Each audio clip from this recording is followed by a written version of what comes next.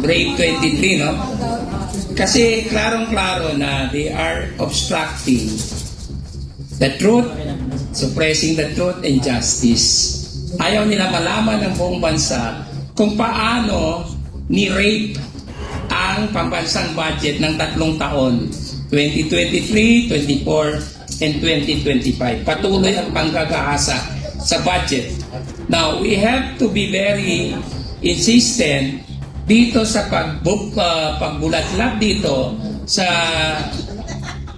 issue na ito kasi si Senator Marcoleta and former Congressman Defensor, wag natin sayangin yung ginawa nilang sakripisyo.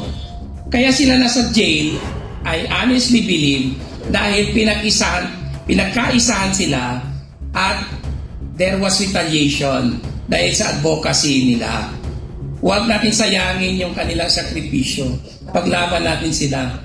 Kasi pag hindi natin mapanagot ang mga sangkot at nakinabang sa flood control na umabot sa more than 1 trillion pesos, lahat tayo mag-suffer. The economy has weakened. More than 2% na lang yata ang growth sa GDP. Tapos ang buhay ngayon napakahirap. Mataas lahat, sabi ni Cathy. Mag-62 na yung dami. Halos lahat ng mataas. Ang sweldo na lang mababa, ang income na lang ang wala or mababa, lahat nagsitaasan. That's because merong real effect itong flood control scam na ito.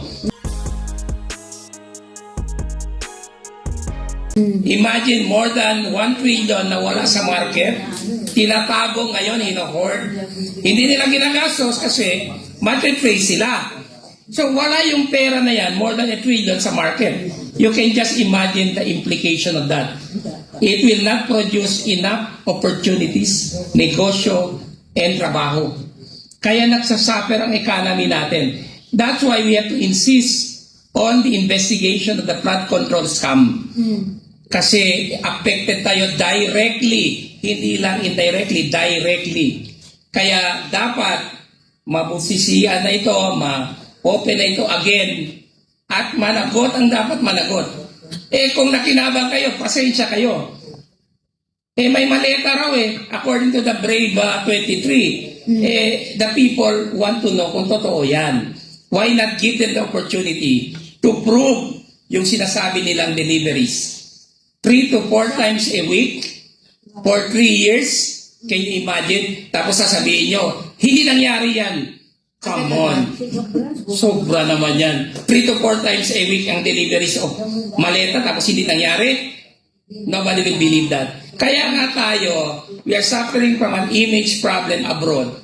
Ayaw na mag-invest dito kasi nagsisinungaling ang mga opisyales. Panagutin nyo yan, face it. Kung matapang kayo, face it like a true man or woman. Yun ang dapat natin gawin. At saka Attorney Luna, no, we have, nakalabas yan sa media, 2.5 million na mamamayang Pilipino wala ng trabaho.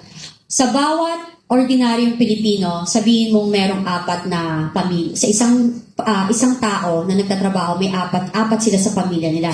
So 2.5 million times 4, that's 10 million na hindi kumakain. Plus the fact, hindi ito madidinay. Ito yung isang fact na hindi madidinay. Si Toby Tiangco, nagsalita siya before.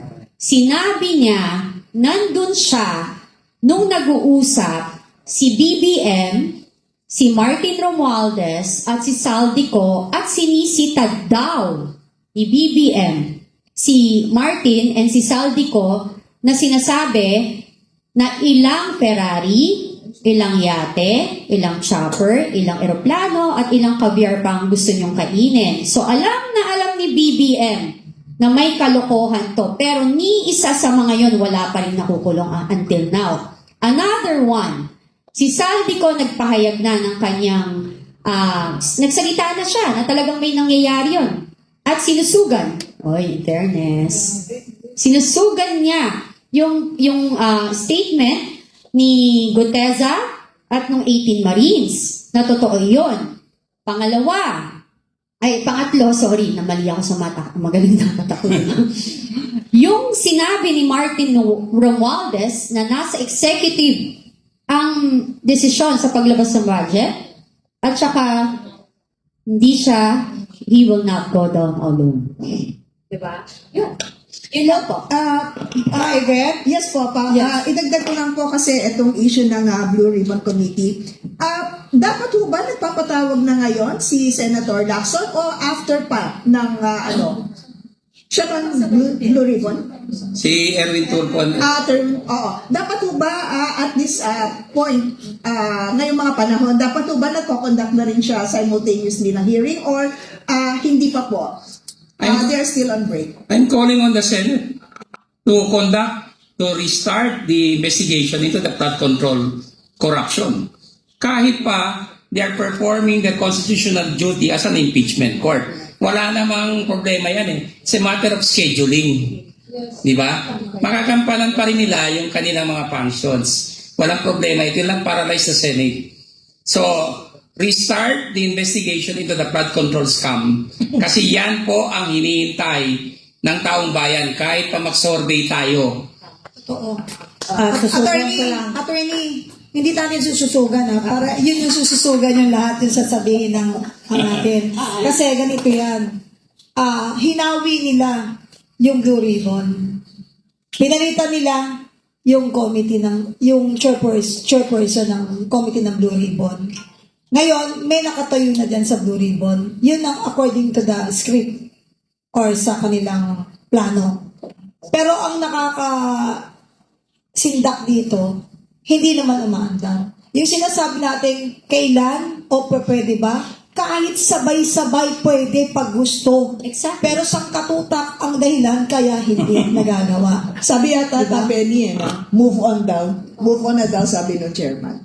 At saka may rin ako, nabalitaan namin na itong si Pinky ay naghahanap, kilala niya na yung sarili niya.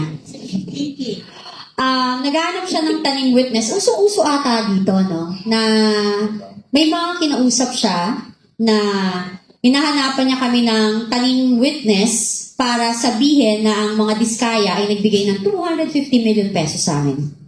Diba? Huwag kang feelinggero. Diba? Huwag kang feelinggero. Huwag kayo masyadong confident. Oo, feelinggera ba? Oo nga, Pinky pa na.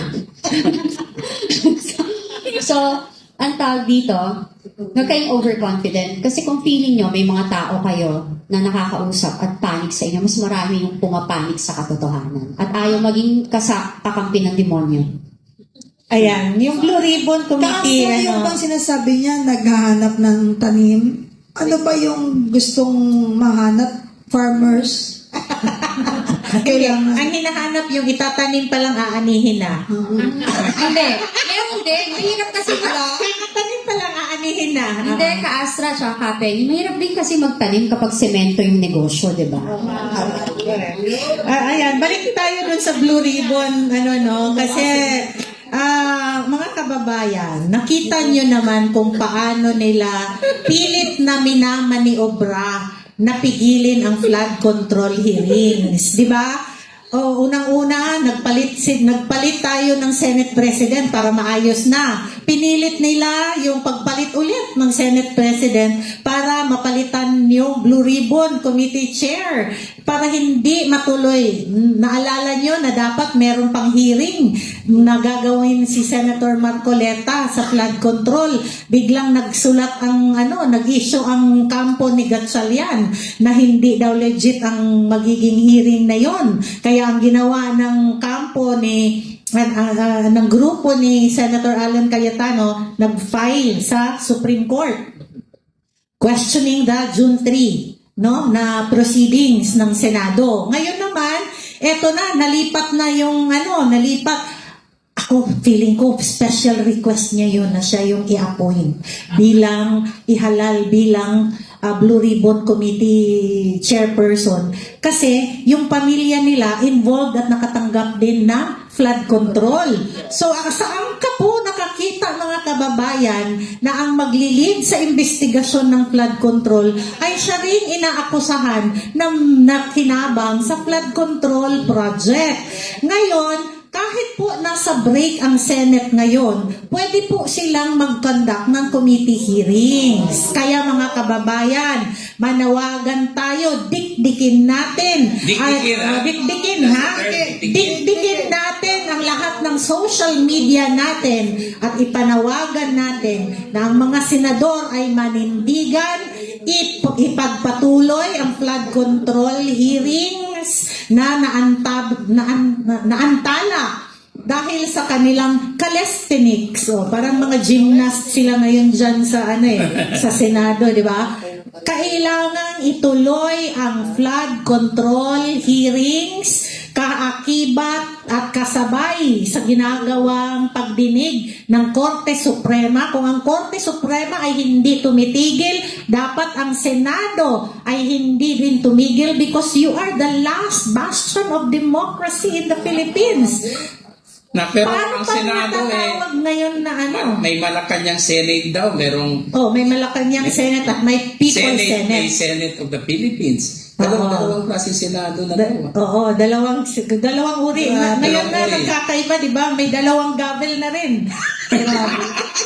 Astra, tuloy-tuloy natin to na. Tuloy-tuloy natin to kasi malapit na tayo dumating doon sa pinaka-ante ng lahat, yung rapid fire round na gagawin natin sa dalawa. And of course, no, salamat sa lahat na nandirito, mga bloggers, medias, and of course, our moderators na talagang laging sinasaluduhan nating lahat. And of course, our guest panelists for today. At syempre, no, ang stand po ng PDP ay malinaw at ito'y tandaan ninyong lahat. Rule of law, ang due process, at syempre ang accountability. Protektahan natin ang mga tao na tulad po ni Senator Marcoleta na lumalaban para sa tama kahit po nag-iisa. Walang dapat takutin, walang dapat patahimikin. Ang pera ng bayan dapat para po sa bayan, hindi sa bulsa. Sabi niyo kanina, hindi kayo naniniwala sa karma.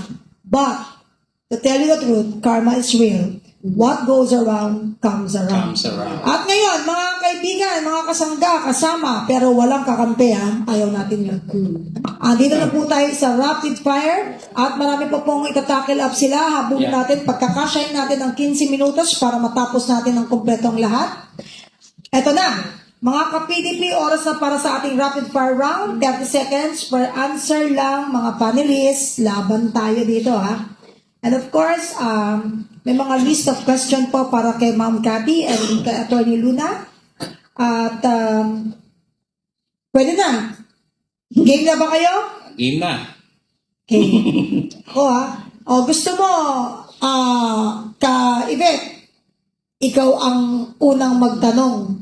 Okay. Sa 5 sa rapid fire. Okay, first question, Attorney Luna. Yan na. Constitutional ba ang impeachment trial kay VP Sara? Yes or no? May problema? No. Kasi yung presiding officer pa lang, questionable na. Because it should be the Senate President who should preside, not Senator Judge Chis Escudero. Okay. Ang answer yes or no? Yes or no? No, because No. there's a problem. Yes? Ka-Yvette? Alright. Dapat ba protektahan ang independence ni Senator Marcoleta sa Senado? Yes. Yes. Okay. May pananagutan ba ang gumawa ng ghost flood control project? Yes Of na course. yes. Yes. Kaya dapat talaga gawin na yung yung bitay. Ibalik natin yung bitay. May ngipin pa ba ang Senate Blue Ribbon ngayon? Wala under the present leadership. No. Wala.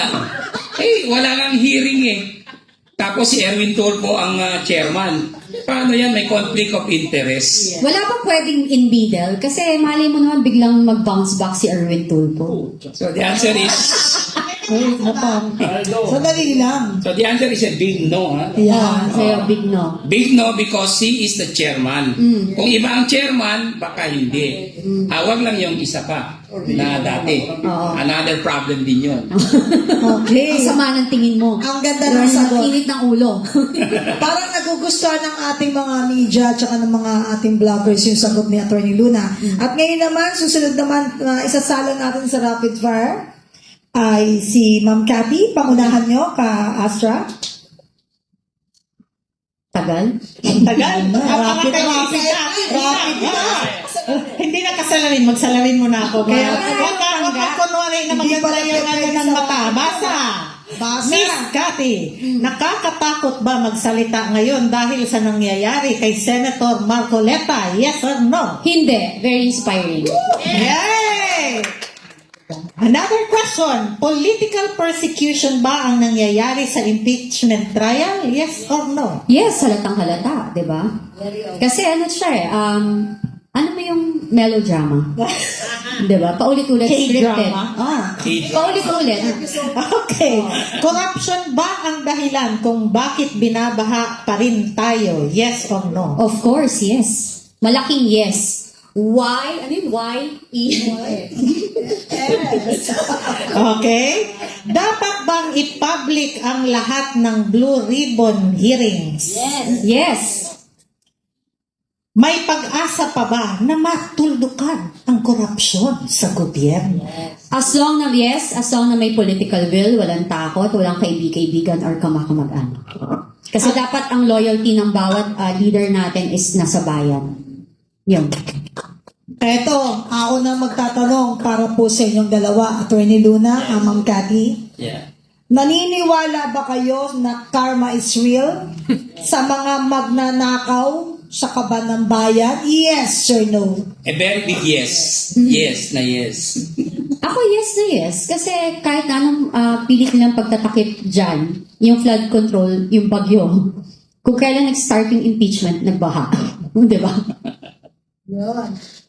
So, napakainit ng ating usapin at ngayon talagang napagkasya natin. Maraming salamat sa inyong lahat. And of course, sa atin pong kasangga, kasamang mga moderator.